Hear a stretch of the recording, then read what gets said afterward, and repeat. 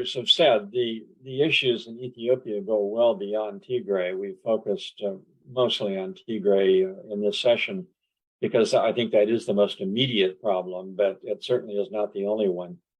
The problem, and the longer term problem in Ethiopia, is one of compromise and a willingness to listen to others, to understand that you don't have a monopoly on knowledge in any particular region or any particular ethnic group,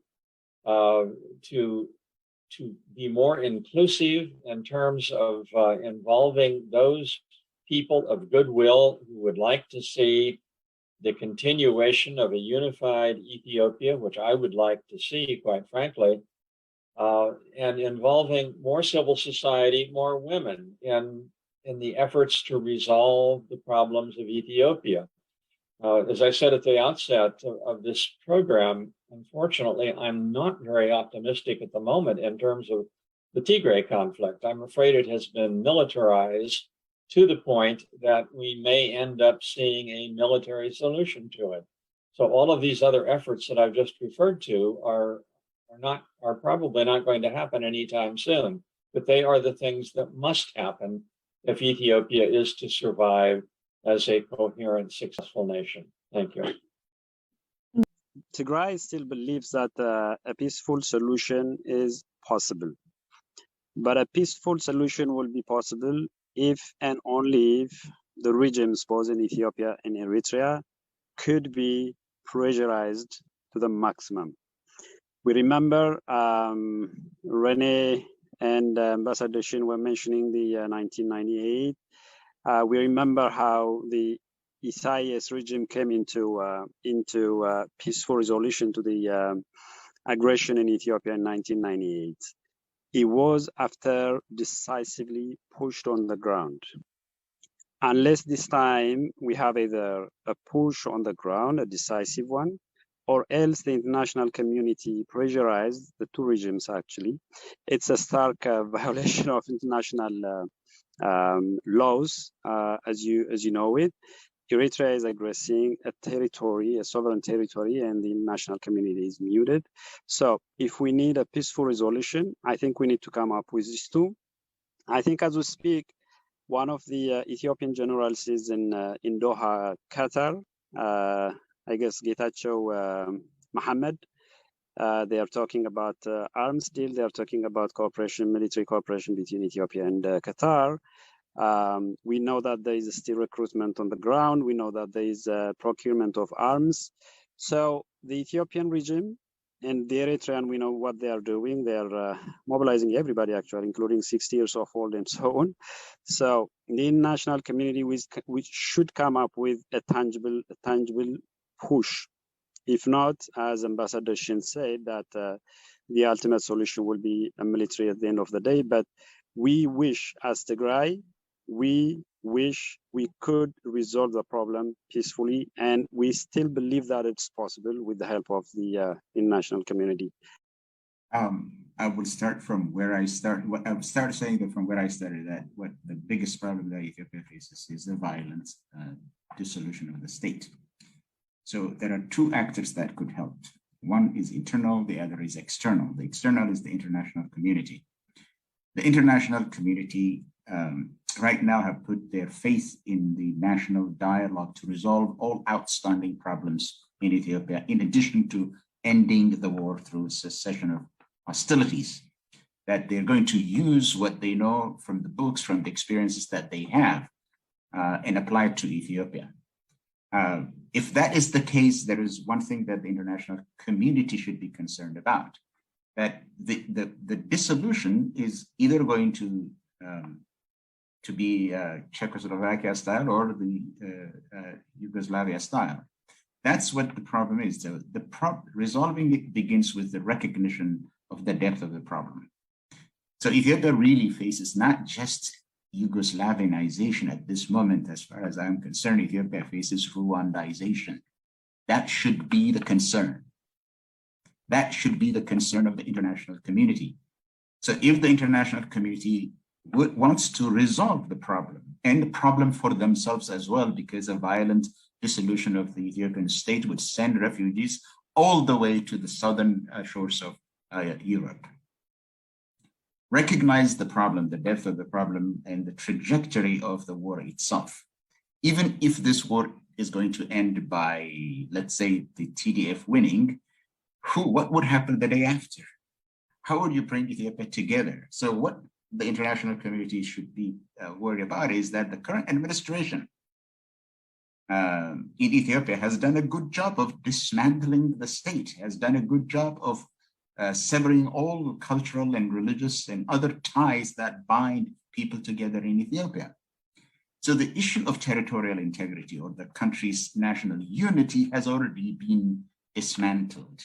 So if they really want to do something about it, is what about a year ago, Alex Rondos and Mark Medici proposed, and that is the Dayton peace process style. Force these Ethiopian combatants into the negotiating table by using any diplomatic arsenal that they have, putting aside diplomatic niceties, and then avert the coming Rwandization of Ethiopia. That is the problem. And internally, there must be some sort of a national salvation, because that's what the problem is. National Salvation Convention, where all Ethiopian forces that are now in conflict get together around a negotiating table and craft a settlement, another political settlement that will probably govern Ethiopia for the next 100 years. I just want to talk a little bit about the viability of the peace process, the peace talk, because this depends on many factors. First, there is a correlation between the Horn of Africa situation and the security of Ethiopia. Obviously, because Ethiopia, like I said, is the powerhouse, the political powerhouse of Africa. The African Union is housed in Ethiopia, and many international organizations are in Ethiopia. And also, Ethiopia is the second largest population in the entire Africa. And Ethiopia is also located adjacent to the Red Sea corridor, which is the main trade route to Europe and America and many other countries. So these are very critical considerations. So after Abiy assumed political power, Ethiopia's role in UN mission, for example, is reduced because when Abiy recalled many of the soldiers, the peacekeepers in Somalia, most of whom were Tigran soldiers and including senior military officials, very experienced, it created a vacuum, and Al-Shabaab started to mushroom. Recently there has been multiple attacks by Al-Shabaab in Somalia, and that's one of the problems for the deteriorating the peace process in the Horn of Africa. And I think the second factor is the West and its intentions. So the United States and Europe has been trying to resolve the crisis in Ethiopia. We all know that, but I think, as we all know, the UAE and Turkey has been using their drones during the recent war in Tigray in Ethiopia, and these drones use or utilize Western technologies partly. So that my concern is that if the West wants to end this war, and at the same time there are credible sources that these drones, the UAE and Turkey drones, are using United States and Canada technologies. So that's very confusing. So I'm not clear about that, the intention of the West to end the war. So that being said, I think any negotiation efforts can work depending on certain factors. First, the mechanism. So, in order to resolve any political crisis or conflict, you have to have a mechanism.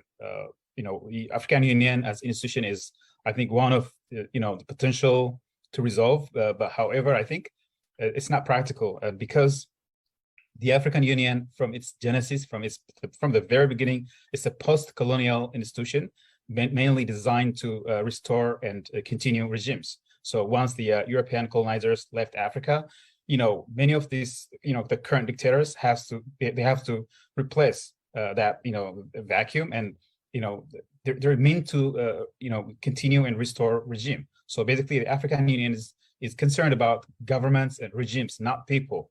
And for that, African Union failed in Rwanda when the genocide was committed, Somalia, in Libya, South Sudan. So when all this crisis happened, the African Union was just watching. So the African Union is just a useless institution up to, to minimum. Article 4 of the African Union Constitution, or the Constitutive Act, allows the Union to interfere whenever there is serious humanitarian crisis in one of the countries. So throughout these 2 years, there's been very serious human rights violation in Ethiopia, including Oromia, Tigray, but the African Union turned a blind eye. They're muted. Actually, the chairperson lives in Addis, in the capital. He has seen like many Tigrayans, up to 30,000 Tigrayans has been incarcerated in concentration camps. But whenever asked, he would say this is a law enforcement operation to restore the territorial integrity of Ethiopia. So I don't have any faith in African Union and the people personally. So that's one of the problems. So the Ethiopian peace process is not going to work because the African Union as institution and individual leaders are not capable. They're not willing and able to resolve the crisis. In order to have a very meaningful, peaceful resolution, there has to be political will, good faith, a functional judicial and political process. None of them exist in Ethiopia. The African Union, European Union, all of them failed. So I think, that being said, I don't think there's hope to a peaceful resolution. Like I concur with my brother that only military solution could resolve it. That's my last conclusion. We start by taking note of what happened in this meeting, or to summarize what I've understood from this meeting. From an outsider, it's very surprising to see the focus which is always put on the international community, the foreigners, the UN, the African Union, etc., etc., etc. Look at the comments which were published or aired about the end of the truce and the re-beginning of a war. So it looks like now many Ethiopians have accepted that the fate of their country is in the hands of foreigners. And this surprised me a lot because Ethiopia is a symbol of sovereignty and independence in Africa and even in the world. So this leads me to recall two main features of the Ethiopian history. During the 30s, when Haile Selassie had the will to modernize his country, the first group of what could be called the intellectuals, Ethiopian intellectuals, appeared. They were called the Japanese, and they helped the emperor to find a way to modernize the country. Now, in the 60s, at the end of the 60s, 70s, Ethiopia had become, the imperial regime had become totally sclerotic. And then a movement appeared, the student movement, which at least thought about and proposed a different way, a way to allow Ethiopia to progress. If this way was the right one or the bad one is another question, okay? But now I didn't hear anything coming from the intellectual community as such. On the opposite, many the majority of the Ethiopian intellectuals have contributed to this accelerated polarization of the Ethiopian society and to this the growth of what is usually called the ethnic hate. But I don't believe that any lasting solution could be found in Ethiopia without first and foremost an Ethiopian solution. The outsiders, they could only help. They cannot be the main actors of a solution in Ethiopia. So this, I would say that I believe that the intellectuals, Ethiopian intellectuals, have a very crucial role to play now. In my view, they are the only ones who can discuss together, and I would say mark even only an embryo of roadmap to elaborate an innovative solution to the main question of the state building in Ethiopia. It doesn't need a world conference with, I don't know, many hundreds of people. It must start, and it can start very, very modestly, but it must start with a small group of very highly educated people who would gather together and start to discuss. And then I believe they could be progressively, step by step, joined by not only other educated people, but also opposition representatives of opposition parties, representatives of the civil society, etc., etc.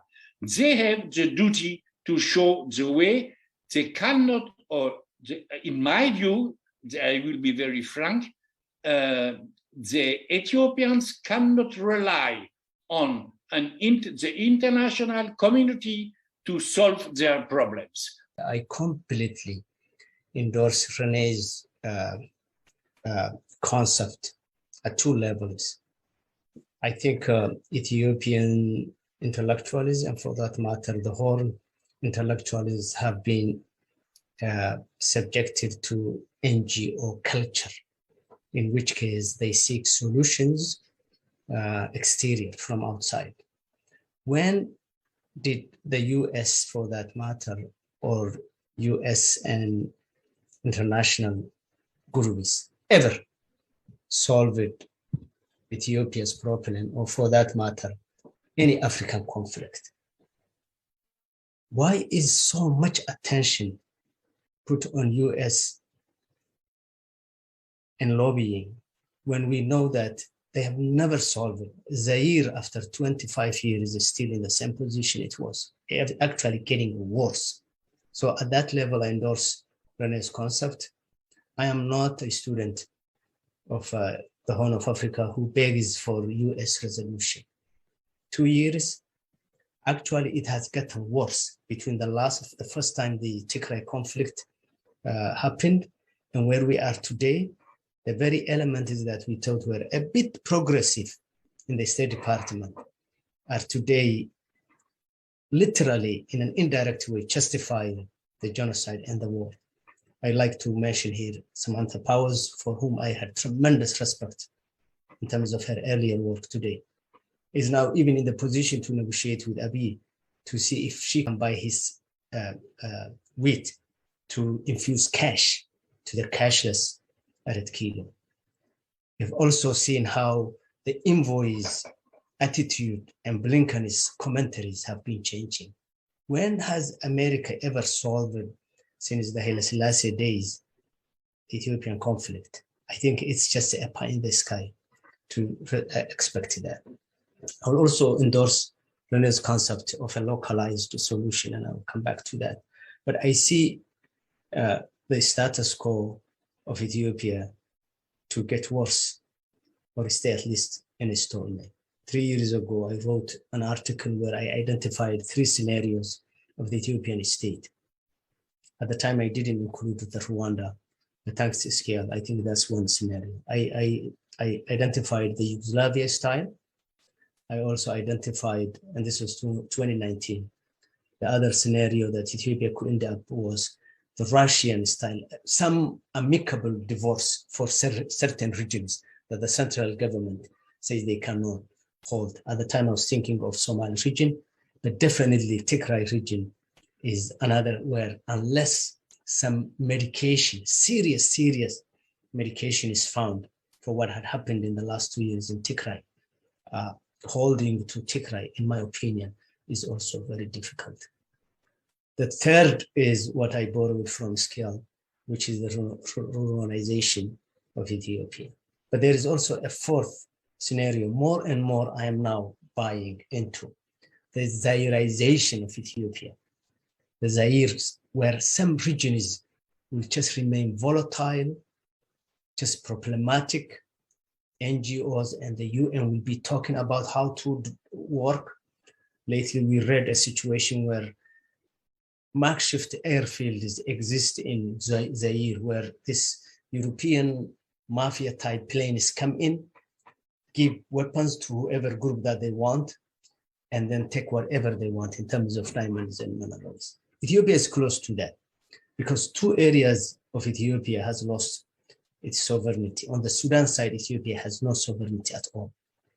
On the Eritrean, it does not. Abiy is in no position today, even if the world forces, to say no to Isaias. So the Ethiopian, I think it was Isaias earlier, Ethiopia's territorial integrity is a passé.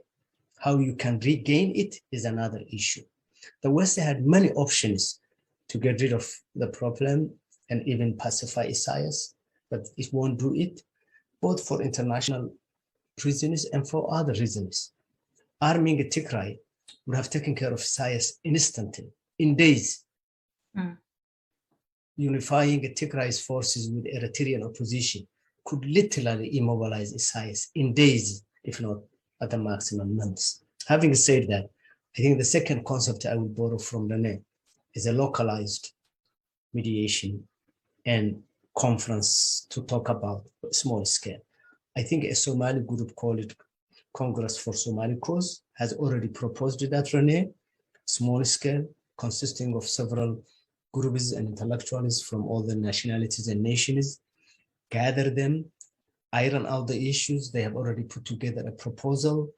And I think that kind of small scale can begin a process that's inclusive, that is free, that is more open discussion for Somali to bring their historical injustice, as Skayal mentioned, because genocide and blockade and siege happened to Somalis in 2010. The world didn't really make up much about it.